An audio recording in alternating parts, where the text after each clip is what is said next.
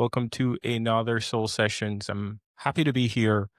And in this session, I want to talk about preparing to go on paternity leave. We started talking about this in other sessions about what it looks like, you know, from a female perspective, or why is it that there's a lot of men that don't take paternity leave? And the short of it is this is a journey. So in this today, we're going to talk about if you're a non-birthing parent, there are some options, and I'm going to specifically talk about it from my perspective. What I did in the 3-4 months leading up, obviously, I had a lot more time, and so the big thing that we thought about as me and my partner, we started to think about.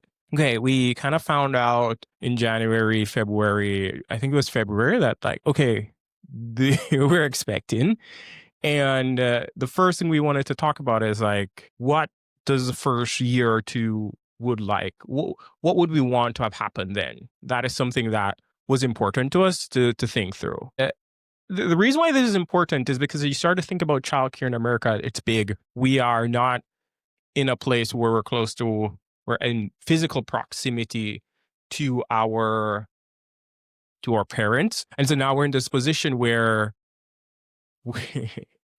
we're in this position where we knew that we couldn't just tap on grandparents or cousins or aunts in order to help us out and to watch the kids. So that's kind of the first thing we started to think about, is like, if we could delay, outsourcing childcare for as long as possible, that would be important. The reason that is important, or the reason that thought process is important for us, is that when you start to think about where we will end up, is how much time would we want to take off? How much time do you get? And how could we optimize to making sure that the child is home with us as much as possible before we go out? My partner, she gets 2 months, and it turns out that I got 3 months. And so the first thought was, once we were going to announce this to folks at my job or her job, in what order do we want it to be? And so the thing we were optimizing for is that we want as much time as possible with our kid before we, send them to some sort of daycare outside the family. And so that led us to the decision where my wife would take, obviously, was always going to take the first, month, 2 months off. But then I came in and said, okay, do I take the same time with her? So we'll have both this bonding. That was one option. And the other option is, do I then come in after she goes back to work? Then I hop in.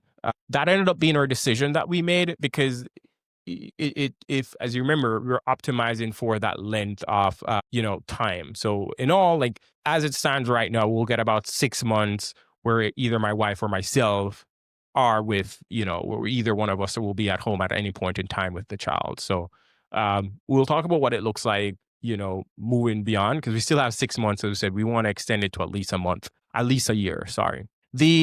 So where does that leave us? So I think about, for most folks, this is a decision that you will have to make with your spouse. And part of that is you have to then decide, when do you tell people, right? And then who do you tell? And so obviously after the first month, I think a lot of people want to just make sure that, like, this thing is real, this thing is implanted. We don't want to tell people for too much. And it all depends on you and your partners. Like, hey, how are we going to think through that? As a non-birthing parent, I was okay and I was not okay. I don't think it was necessarily my decision to make. And so I deferred that to her to say, hey, whoever you want to tell, whenever you want to tell, for the support that you need. I am not in any rush to tell anyone, or it is not necessarily, yes, it's my news and I'm a part of it, but it's not necessarily something that I am going to rush you to tell other people. And so I allowed my wife to kind of lead those conversations of when she felt comfortable telling people, because we had time, right? So there's some people that we told within the first month. For some people, we told in the first trimester. Some people, we didn't tell until it turns out close to, the baby shower, which was later. So that's something that we thought through. And I think that was really important for us as well. Then it came to, when do we tell our jobs, right? Because we need give them some time to prepare. But we also need to make sure that there is something that is real, right? Because we said, we do know that miscarriages are a thing. And at a certain point in time, it's always like going to be a thing. And there's no point in time is it not a thing. So for us, we're always saying, there are times when it seems like there's a likelihood that it won't happen, like there's just the chances, right? So if you're 9 months in, something can still happen, but the chances are slimmer there. So what we then started to say is that, hey, after somewhere between the first and second trimester, that feels good. We feel like we have something. We feel like it's real. We feel like the baby's progressing in a healthy way. I decide, hey, I'm going to share with my team. And this is more important for me because I manage a team of folks. So my impact in a weird way is, impact a little bit more people than if I was an individual contributor. So for me, I then decide, hey, we are going to, I then decided that I'm going to share with them like, hey, here's what's happening. The baby is going to be due somewhere between September, October. I don't know when I'm going to take off yet, but just a heads up, this is coming. I'm going to start to think about it and what time do I need. So I kind of give them a heads up. I still didn't tell everyone. I tell my direct manager, and I still waited a little bit. There was another counterpart that I have that I told, because I knew it would affect her a whole lot. And I didn't necessarily tell my immediate team yet as well, because we needed to ensure that everything is covered and she had the coverage that we need. My company uses, there's a company software called Cocoon. And that was really helpful because you went in, kind of explained everything to you, shared a lot about, what to expect, how do you get paid, what I would need to submit to ensure that this thing is working in the best way possible.